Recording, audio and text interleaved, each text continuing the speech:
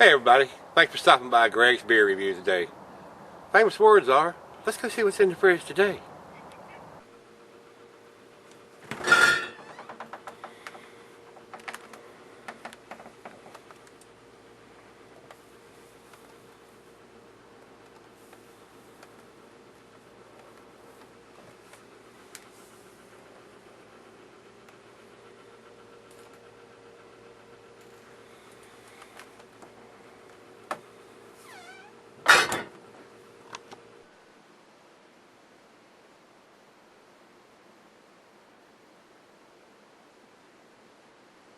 Alright guys, thanks for stopping by Greg's Beer Review today. Today's beer is from Lagunitas. This is Little Something Something Ale.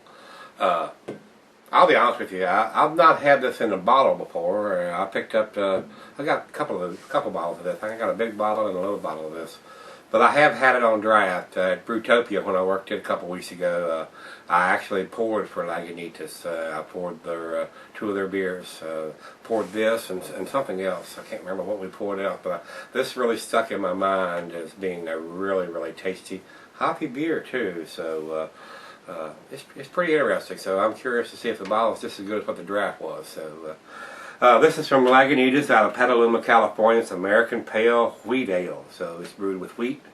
And it is 7.50 in ABV. A little on the stronger side here. This will get the job done. If it's just anything like the draft was, I'm going to enjoy this. Year-round serving. The food pairing for this cuisine is Latin American, German. The cheeses are earthy, Camembert, Fontina, and the meat is poultry on this. The glassware, you could use just about anything. The pint, the tumbler, mug, the stein, oversized wine glass. I got the Duvel glass, the shaker, the tulip. I mean, once you get into the 7% in the pales and the IPAs and the imperials, I like using the Duvel glass for the aromas and stuff. So that being said, guys, let's get this thing uncapped. It's actually not recommended for extended cellaring, but the 7.5, it's going to keep with all the hops that they use to bring this beer. They use all the C hops, which would be Centennial, Cascade, Chinook, Columbus, and they probably use 5. I'm not sure if they're using anything else, but I know those ones out off the top of my head. So let's get in the glass, see what it's all about.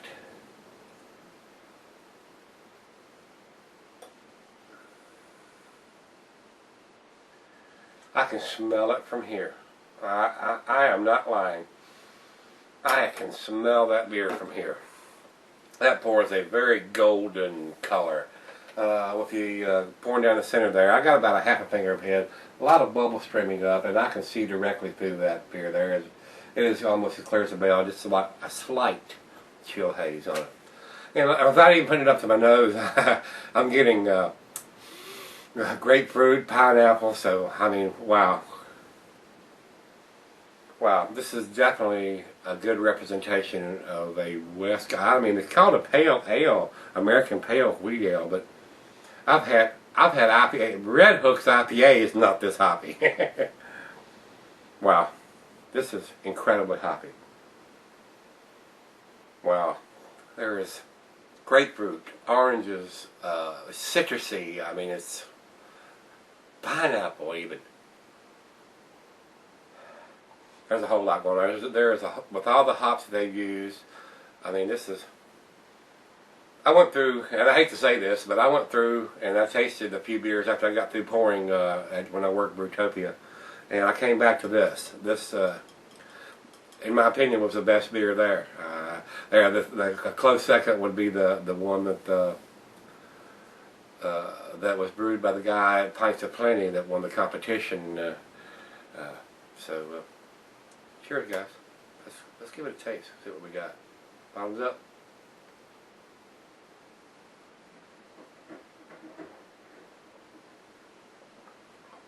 Wow.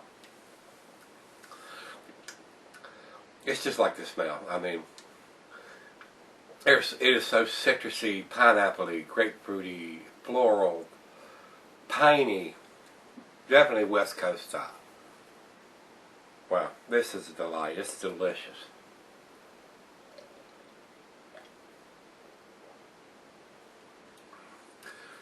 This is definitely an above average beer.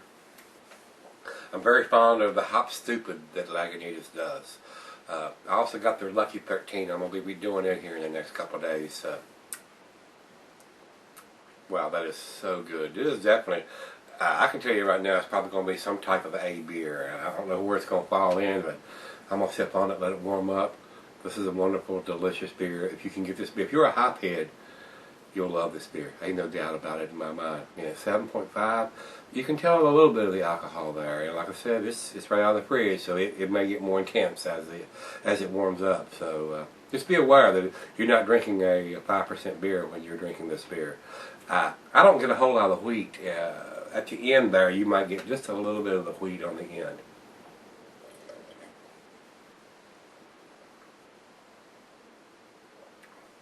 Wow. Wow, wow, wow. So like I say, stick around. It's going to be a good grade on this one, guys. Alright guys, thanks for sticking around. Got just a little bit left in the glass. I've been sitting on there probably about 30 minutes, maybe even 40 minutes on this one. I'm going to take my time since it's a 7, almost an 8%, 7.50. And you can tell, once it's warmed up, you can tell it's got the alcohol to it, so be prepared for that. But it is a wonderful beer. I mean,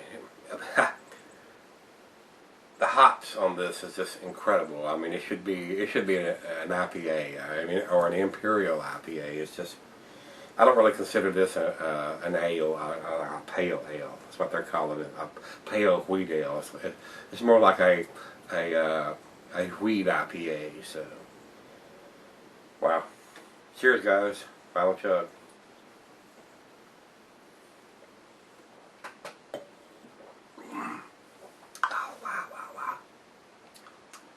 That is delicious. The only hack on this beer is they don't have a date on the bottle. If it had a date on the bottle, it would be a 10.